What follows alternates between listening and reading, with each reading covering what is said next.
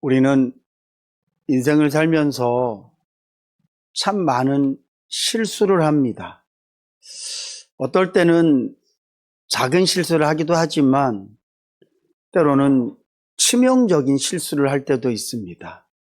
그랬을 때, 그런 실수를 저질렀을 때 앞이 캄캄해지죠. 이제 어떻게 하나.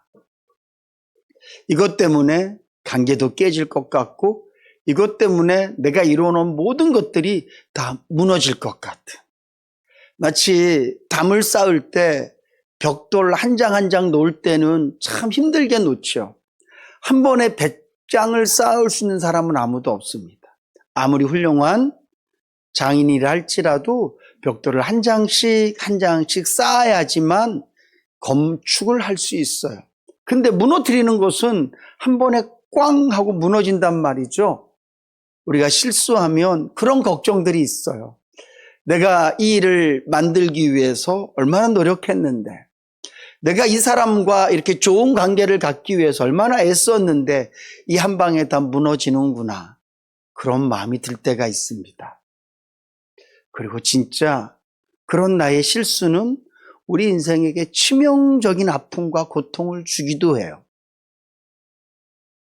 근데 때로는요, 내가 잘못했어요. 내가 실수했어요. 그리고 그것 때문에 너무 아프고 힘든데 결론적으로 보면 오히려 잘 된 것 같은데. 지금 생각해 보니까 그런 일이 아니었으면, 비록 내가 실수한 거지만, 비록 내가 잘못한 거지만, 그런 일이 아니었으면 지금의 내가 없었을 것 같은데, 오히려 내가 그때 잘못한 것이 잘한 것은 아니지만 전화위복이 되었네. 그렇게 생각되어지는 일들도 참 많이 있습니다. 죄와 벌이라는 아주 유명한 소설이 있습니다. 아마 여러분들도 학창시절에 한 번쯤은 읽어보셨을 텐데요. 거기에 보면 그런 내용이 나옵니다. 주인공은 법학을 공부하는 아주 가난한 학생이었어요. 근데 이 친구 마음에는 항상 어떤 마음이 있냐면, 세상은 나폴레옹처럼 위대한 사람이 이끌어가는 것이고, 그리고 그 나머지 사람들은 별거 아니다. 인생의 존엄성이라는 것이, 생명의 존엄성이라는 것이 누구에게나 다 똑같은 것이 아니라 특별한 사람들은 더 특별하다. 그리고 세상에는 진짜 버러지 같은 사람들이 있는데 그런 사람들은 죽어도 마땅하다. 그런 사람들은 인간에 대한 존엄성을 요만큼도 부여해 줄 필요가 없다라는 가치관을 갖고 살아요. 그래서 위대한 사람들은 존경하지만 그렇지 않은 사람들은 마음으로 괄시하고요, 사람처럼 대하지 않아요. 그러던 어느 날 그 사람이 살인을 하죠. 누구를 죽이냐 하면 한 노파, 많은 사람들을 돈으로 괴롭히고 힘들게 하는 그 노파를 죽여요. 그리고 그 노파만 죽이는 게 아니라 그 살인 현장을 목격한 정말 착한 여동생이 있었는데 그 노파의 여동생까지 같이 죽입니다. 불행인지 다행인지 모르겠지만 이 사건이 들통나지 않아요. 사건은 계속 진행되어지지만 누가 범인인지 알 수 없어요. 근데 중요한 건 이 사람은 비록 법의 심판은 받지 않지만 자기 양심의 심판에 의해서 정말 죽을 것 같은 시간을 보내. 아마 그 죄와 벌이라는 그 소설에서 말하고 싶은 것이 그런 것이었을 거예요. 사람이 죄를 지면 꼭 누가 나에게 벌을 주지 않아도 스스로 벌을 받는다. 그렇게 기도하던 중에 이 남자가 한 여인을 만나는데, 이 여인은 자기 아버지가 돈 때문에 딸을 팔아버려서 몸을 파는 여인으로 살아가요. 근데 중요한 것은 이 여인이 그 아버지를 미워하지 않아요. 이 남자가 그 여인의 삶의 태도와 신앙을 보고 감명해요. 그러면서 그 여인을 사랑하게 됩니다. 근데 그 여인이 이 주인공에게 부탁을 합니다. 자수하십시오. 그래서 그가 자수해요. 그래서 시베리아 그 추운 교수로 징역살이를 가는데 그 여인이 그를 따라가요. 오랜 시간이 지나지만 이 남자의 마음속에는 계속해서 자기가 처음 갖고 있던 그 마음을 갖고 살아요.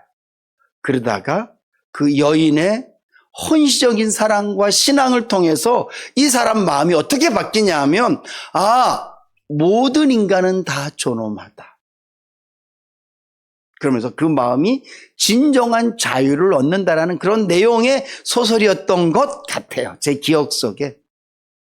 근데 저는 그 소설을 다시 생각해 보면서 어떤 마음이 드냐 하면, 만약에 이 사람이 물론 소설이지만 살인을 하지 않았다면 이 주인공은 평생 비록 자기 양심에 의해 억압받지도 않고 또 세상의 법에 의해서 시베리아로 징역을 가진 않겠지만 그가 살인을 하지 않았다면 그의 마음속은 죽을 때까지 인간의 존엄성은 없었을 것이다. 그는 죽을 때까지 모든 인간은 다 존엄하다. 비록 그 사람이 훌륭한 사람이든 그렇지 않든, 비록 그 사람이 삶의 가치관이 좋든 나쁘든 할 거 없이 모든 사람은 인간으로서 사랑받아야 되고 사랑할 만한 것이라는 것을 그는 느끼지 못했을 거예요. 그런데 그가 살인이라는 절대 해서는 안 될 일을 했지만 결국은 그 일을 통해서 결과적으로는 그의 마음속에 생명에 대한 존엄성을 깨닫게 되는 것이죠. 저는 그 소설을 다시 이렇게 생각해 보면서 우리의 인생도 그렇구나. 일부러 죄를 짓지는 않지만 때론 내 잘못과 실수를 통해서 우리가 그 잘못과 실수가 아니면 죽을 때까지 깨닫지 못하고 느끼지 못하고 경험하지 못할 것들을 잘못을 통해서 느끼게 되고 알게 되고 새로운 가치관을 갖게 되는 거구나. 그래서 때로는 내 실수도 때로는 내 잘못도 좋은 양분이 될 수 있겠구나. 근데 중요한 것은요, 성경이 그런 얘기예요. 하나님이 그런 분이세요. 오늘 설교 제목이 죄, 새로운 희망, 이란 제목으로 말씀을 드리고 싶은데 오늘 로마서 5장이 계속 그런 말씀을 하고 있는, 하나님께서 인간을 처음 창조하실 땐 하나님의 형상대로 완벽하게 창조하셨어요. 만약에 그 인간이 선악을 알게 하는 나무의 열매를 먹지 않았다면 죄가 이 땅에 들어오지 않았을 것이고, 그리고 우리는 하나님으로부터 멀어지는 그런 슬픔과 고통은 겪지 않았을 거예요. 근데 중요한 건 하나님께서는 인간의 그 죄를 통해서 새로운 구속의 역사를 계획하셔서 인간이 죄를 짓지 않았다면 결코 경험할 수 없는 하나님의 그 놀라운 사랑과 은혜를 경험할 수 있도록 우리에게 은혜 베풀어 주신 줄로 믿으시기 바랍니다. 어쩌면 여러분들도요, 인생이 더 깊고 깊은 나락 속에 그냥 평범한 내 모습 속에서 내가 무슨 죄인이야, 내게 무슨 하나님의 은혜가 필요해, 내게 무슨 십자가의 나는 그런 거 필요 없어, 그렇게 평생 살아야 될 사람이었지만 나도 상상하고 싶지도 않고 내가 원하지 않는 그런 실수와 잘못들을 통해서 하나님께서 나를 만나주시고 그 자리에서 만난 그 하나님 때문에 하나님의 그 사랑과 은혜에 늘 감격하고 살고 계신 분들도 계실 거예요. 누가복음 15장 탕자의 비유, 사실 그 말씀은 아버지 사랑에 대한 이야기거든요. 둘째 아들이 아버지에게, 아버지, 나에게 물려줄 재산을 주세요. 우리가 너무 잘 알지만 유산이라는 것은 죽고 난 다음에 물려주는 거예요. 먼저 나에게 유산을 달라고 하는 것은 불효 중에 불효란 말이죠. 근데 그 둘째 아들이 그런 죄를 범해요. 그리고 더 안타까운 것은 그렇게 아버지의 유산을 가지고 떠났으면 성공하고 잘 되면 좋을 텐데 허랑방탕하게 그 돈을 다 탕진해버려요. 그 불행 속에서 좋은 친구들이라도 만나서 아유 그래 네가 돈 있을 때 나한테 이만큼 썼으니까 내가 너를 좀 재워주고 먹여주고 내가 책임져 줄게. 내가 너를 일어설 수 있도록 도와줄게. 이런 친구들이 있었으면 참 좋았을 텐데. 돈 있을 때 놀고 먹을 때는 내가 네 친구라고 말했던 모든 사람들이 돈 떨어지니까 한순간에 다 사라졌습니다. 그리고 먹을 게 없어서 돼지가 먹는 지엽 열매를 돼지와 함께 밥싸움을 하면서 그렇게 살아요. 근데 중요한 건 여기까지는 아들의 실수였었고 여기까지는 그 실수 때문에 만들어진 절망이었지만 그러나 그 잘못과 실수로 말미암아 아버지께로 다시 돌아갈 마음이 생기고 돌아가서 만난 그 아버지는 그가 만약에 실수하지 않았다면 그가 잘못하지 않았다면 그가 그 돈을 허랑방탕하게 쓰지 않았다면 그가 알거지가 되지 않았다면 그가 돼지와 함께 밥그릇 싸움을 하지 않았다면 절대 경험할 수 없는 아버지의 사랑을 경험한단 말이죠. 여러분, 이게 하나님의 사랑이에요. 하나님께서는 첫사람 인간 아담에게 이 나무의 열매를 먹으면 정령 죽으리라. 이 말은 살 가능성이 하나도 없다는 얘기예요. 너랑 나랑은 완벽하게 끝난다는 얘기예요. 그래서 우리는 인간을 그냥 타락한 사람 정도로 아는 게 아니라 절대 희망이 없도록 타락한 사람. 그렇게 우리 인간을 정죄한단 말이죠. 근데 하나님께서는 그런 인간에게도 새로운 희망이 되어주셨어요. 범죄한 인간에게 창세기 3장에 복음을 주시면서 이 땅에 메시아 그리스도가 오실 것을 말씀하시고 그리고 오늘 본문 말씀해 보면 그런 인간들에게 첫사람 아담을 통하여서 이 세상은 죄로 망할 수밖에 없었지만 두 번째 아담 예수 그리스도를 통하여서 생명이 너희에게 왔다라고 말씀하셔요. 죄가 있는 곳에 은혜가 있다라고 말씀하세요.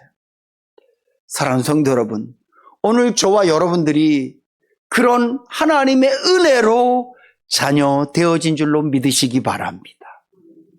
하나님께서는 저와 여러분들이 이 죄 가운데 있으면서도 하나님은 우리에게 그 죄 속에 있는 저와 여러분들을 하나님의 사랑이 얼마나 큰지 그분의 은혜가 얼마나 놀라운지를 경험케 하심으로 말미암아 끝났다라고 생각하는 그 속에서 새로운 희망, 하나님의 사랑을 보게 하신 것이죠. 저는 이 성경이 우리에게 너는 죄인이야.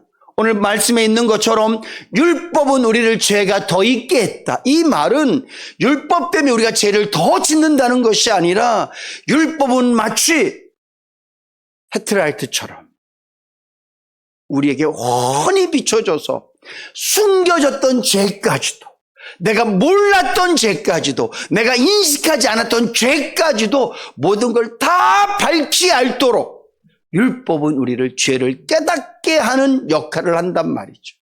근데 중요한 건 우리가 그렇게 죄를 깨달으면 깨달을수록 새로운 희망, 하나님의 은혜를 본다는 거예요. 내가 죄가 크다고 느끼면 느낄수록 하나님의 사랑이 얼마나 놀라운지를 알게 된다는 거예요. 하나님께서는 저와 여러분들에게 너는 죄인이야. 그러면서 우리의 죄가 무엇인지 샅샅이 다 보여주시는데, 하나님께서 우리에게 죄를 보여주시는 이유는 죄책감으로 살고, 이제 내가 이렇게 죄인이니까 마치 돌아온 아들처럼 이제 나는 당신의 아들이 아니라 저기 논밭에서 일하는 저런 종들과 똑같은 사람입니다. 이제 나는 당신을 아버지라 부르지 않겠습니다. 하나님은 우리에게 너 죄인이야? 이제부터 내 말 잘 들어. 너 이제 죄인이야? 봤지? 네가 이렇게 절대 천국 올 수 없는 죄인이지만 내가 너에게 은혜를 베풀어서 천국 가는 거야. 넌 죄인이야? 이렇게 우리를 억압하고 우리의 코에다가 고리를 끼워서 끌고 가기 위해서 우리의 죄를 밝히 보여주시는 게 아니라, 그럼에도 내가 너를 사랑한다. 그럼에도 내가 너를 아들이라고 부른다. 결국 죄는 하나님의 사랑과 크기와 깊이를 가늠하게 하는 하나님의 은혜인 줄로 믿으시기 바랍니다. 사랑하는 성도 여러분, 여러분들이 하나님의 사랑이 얼마나 큰지 잘 모르겠어요? 하나님의 사랑이 얼마나 넓은지 모르시겠어요? 하나님의 사랑이 얼마나 깊은지 모르시겠어요? 그럴 때 하나님의 사랑은요, 내 죄로 크기를 잴 수 있어요. 하나님의 사랑? 뭐 크겠지. 근데 그 사랑을 정확히 알 수 있는 방법이 있어요. 그 사랑이 얼마나 큰지 정확히 알 수 있는, 그 사랑을 재볼 수 있는 잣대가 있는데, 그게 바로 우리 죄라는 거예요. 그 사랑이 나를 품었단 말이죠.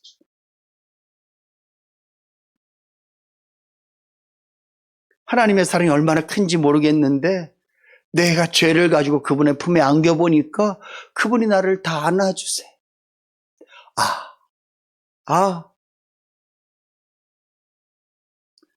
저는 하나님의 이 놀라우신 사랑을 물론 많은 것들로, 나에게 주신 은혜들과 그런 것들로도 가늠하지만 진짜 주님의 사랑은 놀랍다라고 깨닫는 것은 제 죄예요. 왜 제가 죄를 지을 수밖에 없냐 하면, 여러분, 성경적으로 표현을 하면 모든 인간은 누구와 첫 번째 결혼을 했습니까? 사단과 결혼을 했어요. 그래서 우리의 전 남편은 마귀예요. 근데 하나님께서 저와 여러분들에게 은혜를 베풀어 주셔서 우리를 예수 그리스도의 신부가 되게 하신 줄로 믿으시기 바랍니다. 근데 우리가 예수님의 신부가 되어졌는데 중요한 것은 우리가 마귀와 결혼해서 낳은 새끼가 있어요. 자식이 있어요. 그게 뭐예요? 죄예요. 근데 중요한 건 우리가 예수님의 신부가 됐지만, 그래서 첫 남편 마귀는 떠나갔지만 마귀와 함께 낳은 죄는 우리에게 여전히 있어요. 하나님은 그걸 다 아시면서도 우리를 신부로 맞아주신 거예요. 우리에게 죄라는 아들이 있고 죄라는 새끼가 있는 걸 뻔히 알면서도 우리를 신부로 맞아주신 거예요. 하나님께서 신용아, 내가 너를 선택했으니까 너는 이제 평생 죄 짓지 않을 줄로 믿어, 이러고 저를 선택해 주신 게 아니라니까요. 이제 네가 목사가 됐으니까 거룩하게 살고 바르게 살 줄로 믿어, 너는 이제 내 신부야, 내 말만 들을 거지, 나만 바라볼 거지, 너는 나 때문에 기뻐할 거지, 넌 나만 사랑할 거지, 이런 기대감을 갖고 나를 선택해 주신 게 아니라 여전히 내 안에 죄성, 욕심이 있는 걸 뻔히 아세요. 내가 그 욕심 때문에, 죄의 어머니 욕심이 잉태한 지 죄를 낳지 않습니까? 우리 안에 있는 이 욕심이 있는 줄 뻔히 아시고 이 욕심 때문에 끊임없이 죄 지을 줄도 아신단 말이에요. 그런데 우리를 당신의 신부 삼아주셨어요. 나만 하나님께 쫙 가는 게 아니라 내 안에 있는 마귀와 함께 낳은 이 죄라는 이 욕심 덩어리도 함께 하나님께로 갈 줄 알면서도 나를 선택해 주신 거예요. 이 죄 때문에 그분을 얼마나 괴롭힐 줄 알면서도 나를 선택해 주신 거예요. 이게 하나님의 사랑이에요. 죄는 우리에게 사망이라는, 영원한 사망이라는 엄청난 판결을 내리지만 믿는 저와 여러분들에게는 또한 새로운 희망이 되어지는 줄로 믿으시기 바랍니다. 그래서 우리가 결국은 내 죄를 발견했기 때문에 예수가 필요한 거죠. 내 죄를 발견했기 때문에 십자가의 은혜가 필요한 거예요. 그래서 죄 때문에 십자가 앞에 나가면 그 사랑과 그 은혜로 감격하고 감사하고 우리의 인생이 또 새로워지는 거예요. 혹시 이 자리에 여러분들 마음속에 너무 큰 불평과 불만, 나 요즘 시험 들었나 봐, 난 너무 힘들고 어려워, 나 요즘 예배도 재미없고 하나님 말씀을 생각해도 별로고, 나 요즘 내 마음이 너무 강팍한 것 같고 말하는 것마다 부정적이고 행동하는 것마다 좀 거칠고, 나 요즘 이상한데? 혹시 그런 분들 계세요? 나 진짜 왜 이러지? 여러분, 새로운 희망을 보실 수 있기를 주님의 이름으로 축복합니다. 세상 사람들은 그런 저와 여러분들을 바라보면서 무서워해요. 요때는 피해야 돼. 요때는 만나면 안 돼. 그럴지 모르지만 우리는 연약한 인간이기 때문에 예수 그리스도의 신부가 되어졌지만 여전히 내 안에 버릴 수 없는 내 새끼. 어쩔 수 없어요. 미워도. 여러분들 너무 잘 아시잖아요, 그 마음. 저거 진짜 지워버려? 저거 진짜 호적에서 확 파버려? 안 파져요. 이미 내 마음이 그를 떠날 수 없어요. 죄와 우리와의 관계가 그렇단 말이죠. 근데 중요한 것은 하나님께서 그런 나를 사랑하신다는 거예요. 그리고 우리가 그런 죄가 있을 때 오히려 십자가의 사랑이 더 크고 놀랍도록 느껴지게 하신다는 거예요. 저는 이 땅을 살아가는 저와 여러분들이 때로 넘어지고 쓰러지고 요즘 나 상태 안 좋은 것 같아. 그럴 때 그냥 그렇게 끝내지 마시고 또 새로운 희망을 보실 수 있기를 주님의 이름으로 축복합니다. 괜찮아요. 제가 좋은 건 아니지만, 우리가 실수하는 게 옳은 건 아니지만 괜찮아요. 왜냐하면 우리를 사랑하시는 주님이 계시기 때문에 그래요. 그런 죄인들을 위하여서 십자가에서 죽으신 예수님의 십자가의 그 놀라운 능력이 지금도 우리 가운데 동일하게 역사하시기 때문에 괜찮은 줄로 믿으시기 바랍니다. 그리고 여러분들에게 죄가 발견되어질 때 난 이것밖에 안 돼. 그렇게 끝내지 마시고 나의 이 죄에 넘어서 닥쳐올 하나님의 사랑, 오늘 죄가 있는 곳에 은혜가 더 있다라고 말씀하시는 이 말씀대로 내가 지금 이 죄 때문에 힘들어하고 죄 때문에 내 안에서 진짜 온갖 전쟁이 일어나지고 내 죄 때문에 여러 사람들이 힘들어하지만 하나님, 나는 죄로 끝날 사람이 아니라 십자가의 은혜로 새로워질 사람입니다. 오히려 내가 더 깊은 구렁텅이로 빠지면 빠질수록 나를 건져내신 하나님의 놀라운 사랑을 더 크고 놀랍게 체험할 줄로 믿습니다. 그런 희망을 갖고 살아가실 수 있기를 주님의 이름으로 축복합니다. 그리고 한 가지 더 말씀드리면, 오늘 바울은 그래서 얘기해요. 자, 그러면 맞아, 아담의 죄로 말미암아 하나님께서 이 땅에 오시는 엄청난 계획이 생겨졌고 우리 죄 때문에 은혜가 더 있어. 그렇다고 해서 우리가 막 죄를 지을 것이냐? 그렇지 않다.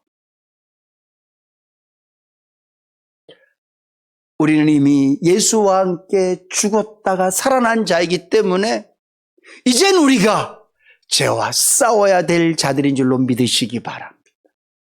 이제는 우리가 비록 나에게 죄라는 자식, 욕심이라는 새끼가 딸려 있지만